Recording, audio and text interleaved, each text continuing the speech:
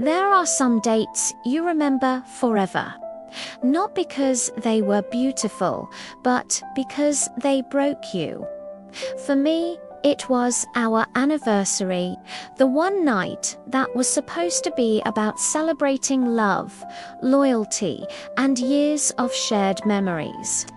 The night I thought would remind us why we chose each other in the first place.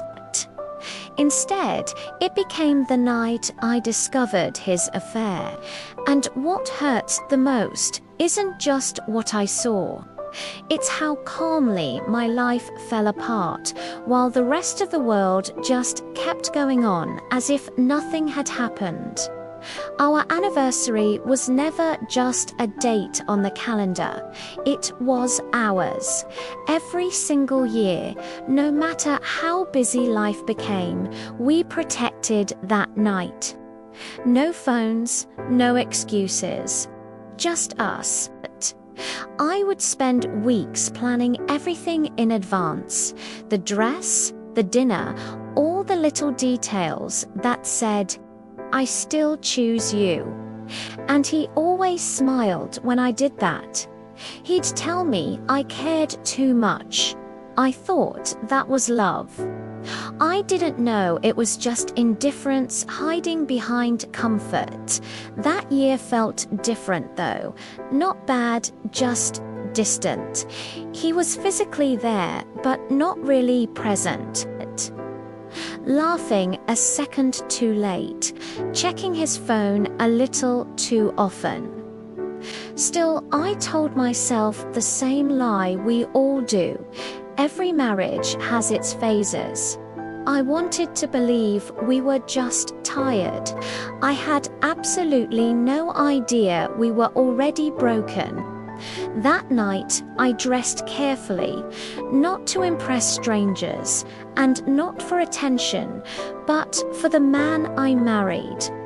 When he walked in and saw me, he smiled politely, the kind of smile you give someone you're used to seeing every day.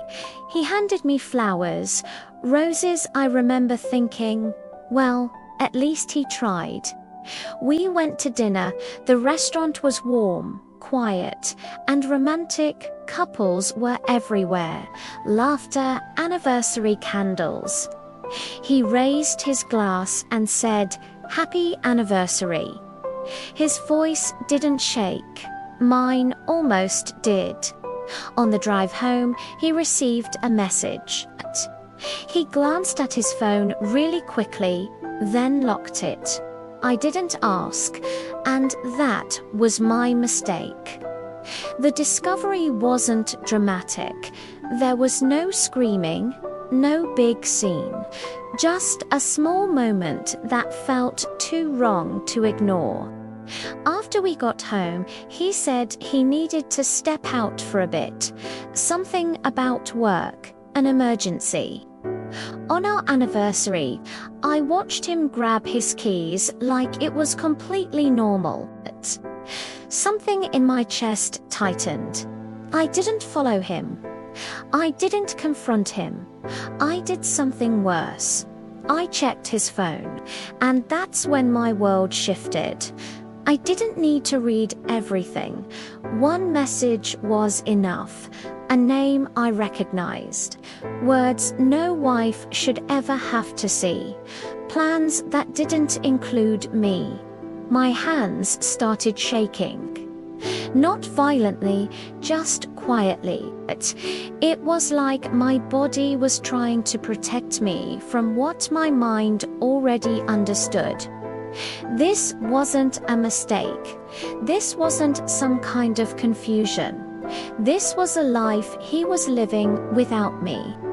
On our anniversary, I just sat there on the edge of the bed, still in my dress, still wearing the smile I'd practiced in the mirror. The house felt too quiet, like it was holding its breath. When he came back, I didn't say anything.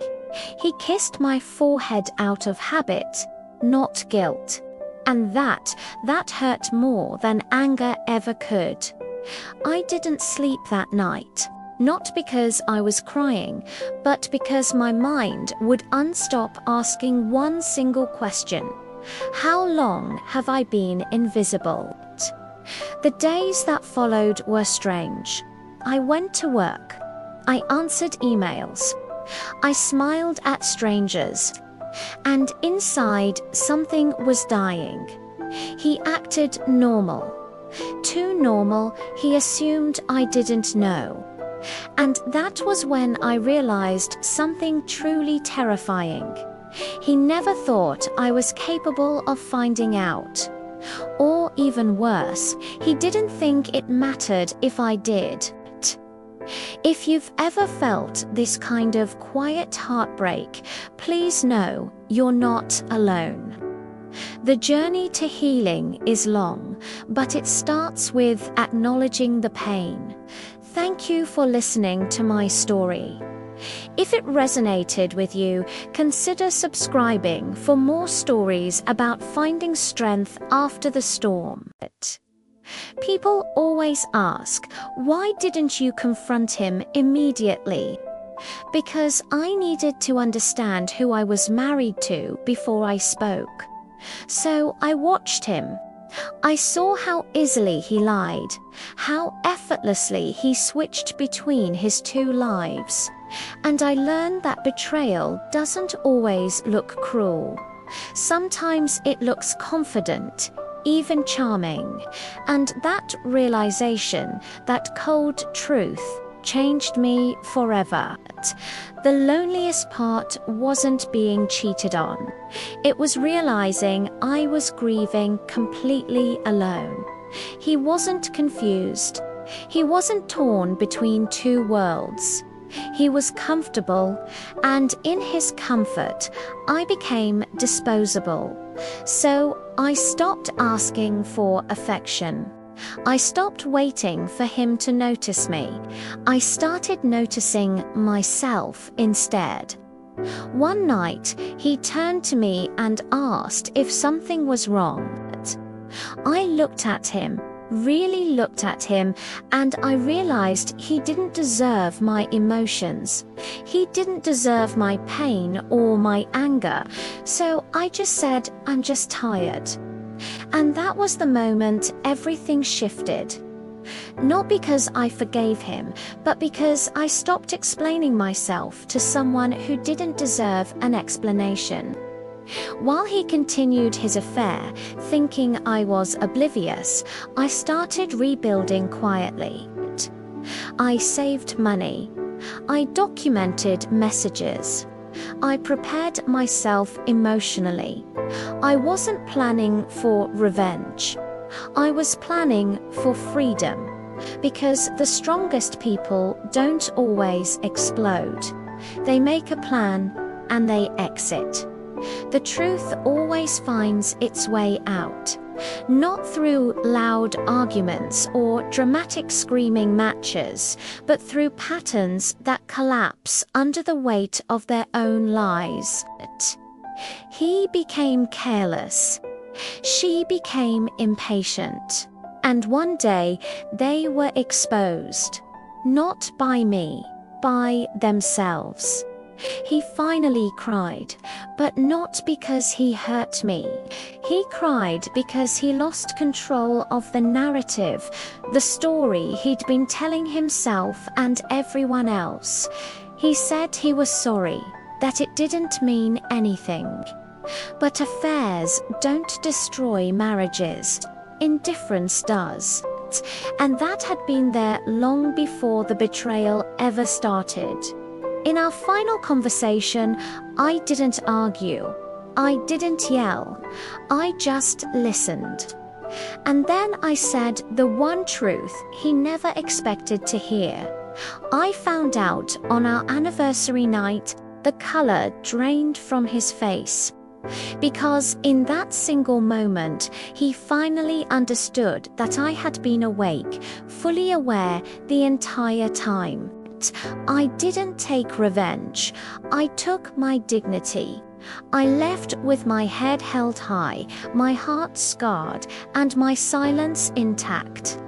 Some people think closure comes from a big confrontation, but real peace comes from clarity, and I finally had that. If you're watching this and you've been betrayed, know this: you don't owe your pain an explanation. You don't owe betrayal a dramatic reaction. Sometimes the strongest thing you can possibly do is see the truth with total clarity and walk away quietly. If this story moved you, if it felt familiar, or if you're still on your own journey of healing, subscribe. You're not alone.